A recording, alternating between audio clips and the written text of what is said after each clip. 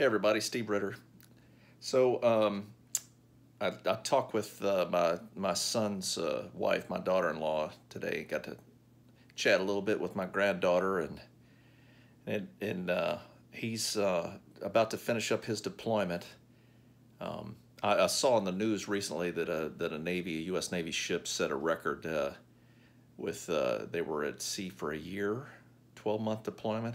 It wasn't quite that long, but it was just about that long. He left in January, and he's coming back this weekend. So he flies back in, and I know my daughter-in-law and his daughter are looking forward to seeing them, and I'm very thankful that he's returning safely. But it got me thinking a little bit about being a father to sons, and I wanted to share a few funny stories. Now, don't get me wrong. I have a daughter. I have three boys, and my daughter is my youngest child. I love her dearly. And as many of you know, it's different. It's different with daughters and sons. And daughters just, tender, and they're sweet, and Bella can be a little sassy, but all in all, she's pretty sweet. Boys are it's just like a raucous show. We've converted some of our old videotapes over to MP4, and we've been watching some of them, and I was struck by just how loud they are, boys, and just it's always go go go, and it just reminded me of some stories, funny stories, and if you noticed the picture I posted for this video, it's one of my favorites of Nathan and William when they were just little guys. And it was a birthday party we had at our house when I was stationed here in Charleston the first time in the late 90s. And it was their birthday party, and both of their birthdays are in September. So we would throw one big party for both of them when they were younger. And that's one where my sister-in-law made this great birthday cake, as you can see in the picture, of a Batman and Superman, or no, was it Batman and, I know Batman was one. Will loves Batman. So I think it was Superman or Spider-Man. I can't remember which one. You can look at the picture and see. I can't even remember now. But beautiful cake. And, of course, Nathan's always he's the head, the alpha male kid, whatever. And that picture is Will was moving in for the kill. He wanted to stick his fingers in the cake or something, and Nathan puts his hand out, gives him the Heisman on the forehead, tells him, "No, Will, no." I heard that a lot. No, Will, no, Will. Poor Will just want a little bit of cake.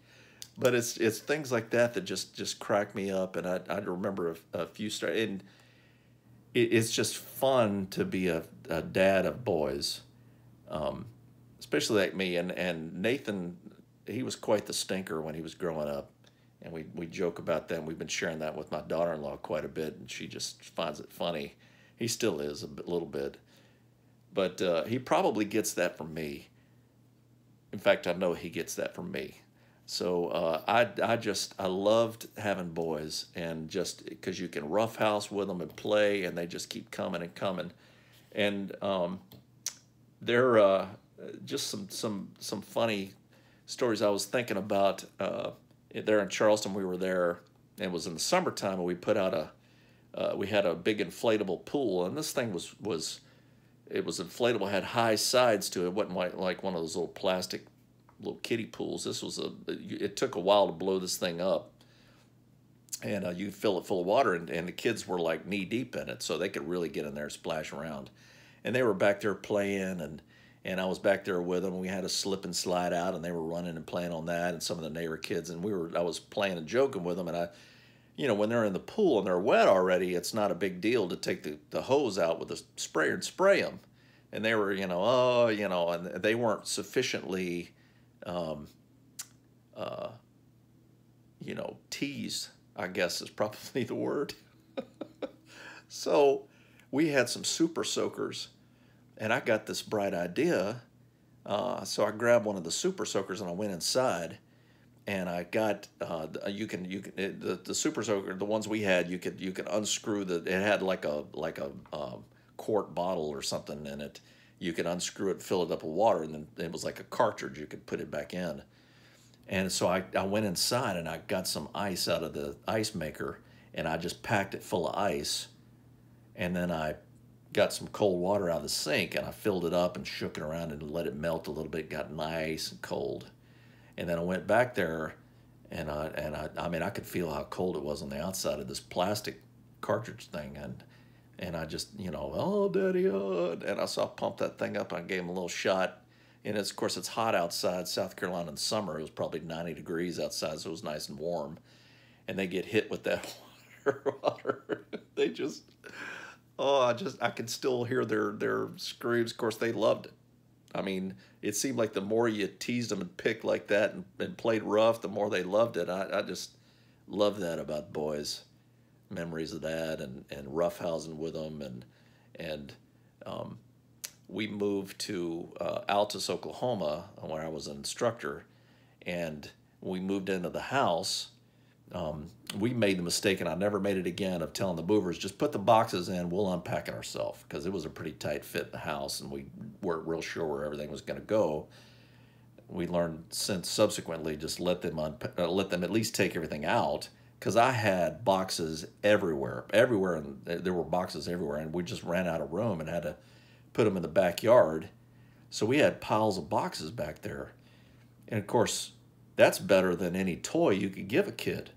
So, I mean, there was a mountain, and we hooked them together and made little tunnels for them, and it was like forts, and I mean, they played with those things till a rain came, and they, kind of ruined the box. But I can remember one time, I mean, of course, there's a big pile of boxes, and I said, hey, Will, come here, and I had him get in one of the boxes, and I closed it up, and I was able to pick it up over my head, and I just throw it into this pile of boxes, and it hits and rolls over. I can hear Will just squealing. I mean, he was just loving it, and of course Nathan's like, throw me now, and throwing them around and wrestling and trying all my best WWF wrestling moves out on them and everything else. They loved it and couldn't get enough of it.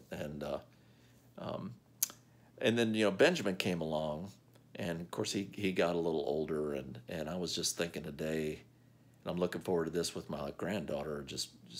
But I had a little wagon that the kids had, and the older boys never really played with it too much, but Benjamin loved that thing, and I would take him, and he was just a little guy. I think he was just able to walk. He must have been about 8 months old or 9. No, he was older than that, 9 or 10 months old. He could sit in it fine when I pulled it, and I would just all the time. I mean, like every day, I would put him in that wagon and just walk around the block with him, and I would just pull in the wagon, and I would talk to him, and he would just sit in that thing and just going along, and he would just sit and ride, and he loved it, and I loved taking him with him. And there was one time, you kind of going along the sidewalk and going up and down, the sloped curbs, crossing the road, going up, and I remember one time it kind of got caught, and I kind of gave it a little tug, and it kind of tugged, and then the wagon was all of a sudden a lot lighter, and I heard this, oh, and I flipped him out of the back of this thing, and I'm like, oh no, and Benjamin's like, oh no, I'm fine. So he didn't say I'm fine, but he was fine. But I was a lot more careful after that, but thank God, and he was all right. But Benjamin, like most red-blooded American young boys, loved Star Wars, and the best thing was, of course, the lightsabers. And of course, we still have them.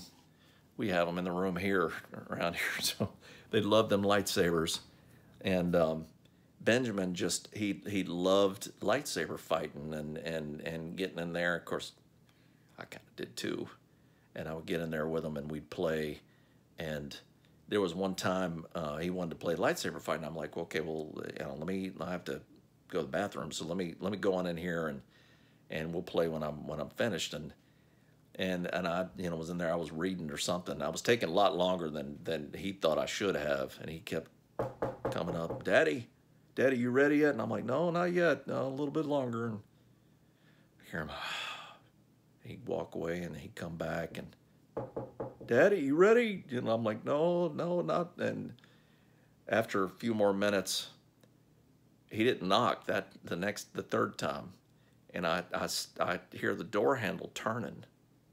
And I'm sitting there and I see the door kind of open a little bit. And all I see is this little hand coming in around the door holding a lightsaber. And he kind of drops it on the floor and then pulls his hand back out and closes the door back. Oh, Benjamin. And I'm like, oh, that sweet boy. He just wanted to play with his daddy, you know, play lightsaber fights. So, but we would, there was a commercial a few years ago that talked about that, about dads and, you know, guys out in the front yard washing his car, and he's kind of looking over and he's hearing this noise in the next yard. He's kind of looking at his neighbor, and the camera kind of pans slow over, and then it has the dad out there and he's fighting with his kids, lightsaber fighting. And I love that commercial. And it always, it was talking about being a good dad, you know, and playing with your kids and being silly and all that. And I got that done in spades. I mean, I love playing and being silly and playing all kind of games and jumping from, you know, cushions because of the hot lava on the floor and all that. All of that. But there's one story with Benjamin and this is another part about being a dad that I love of boys, is teasing them and telling them things, not lies, just not complete truths, you know, and teasing them a little bit. But when Benjamin got old enough to where he could go to the bathroom by himself, and we didn't have to go sit on the toilet or anything, but he could use the the urinals in the men's room, and they always had the kids one that were down low, and we went in one time. He was obviously a little older, and he, you know, went and used it, and he was fine. Well, he was used to the handle flusher. Well, this was kind of the early days of the auto flusher ones. Of course, you know, I knew what it was, and Nathan and Will knew what it was. Benjamin kind of standing there, and I kind of look over, I see him looking at it kind of like he was done, and he's kind of like wondering, you know, how do I flush this? And I told him, I said, well, Benjamin, that's a clapper. You gotta take a step back, clap your hands twice, and it'll flush. And he's like, and sure enough, he stepped back. Of course, when you back off of those things is when they flush. So he takes a step back, claps twice, and it flushes. And he was like, and so from that moment on, for probably the next year, anytime we would go in there, he would take a step back, clap twice, and it would flush. And me and Benjamin, me and Nathan and William, you know, would just look at each other and laugh, just because of teasing him like that. And until the one time when he didn't, and I think he was kind of like, okay, you know, I think Dad's pulling one over on me. So he backs up, and it didn't flush, and he kind of looked confused, and he kind of looked over at me, and I said, did you clap? And he goes, no. And I said, well, step back up to it, and then take a step back, clap twice, and it'll flush. And it did. And that I think he did it again for about another 6 months. That makes me laugh every time I think about it. And we remind him every now and then about it, and he kind of chuckles, and yeah. So I was like, well, do that with your son one day. So I just you know, taking the boys camping and being outside with them and doing things, and I just loved being a dad of sons, and like I said, I love my daughter and the time we have, and of course there's plenty of teasing there too, but it's just something special about boys and teasing them like that, and having fun and playing rough, and I love it, and I'm looking forward to having grandsons one day to continue the tradition. So just a little walk down memory lane, and some funny stories, and I hope you enjoyed it. So anyway, so I hope you have a great day, and thanks for listening. We'll see you next time.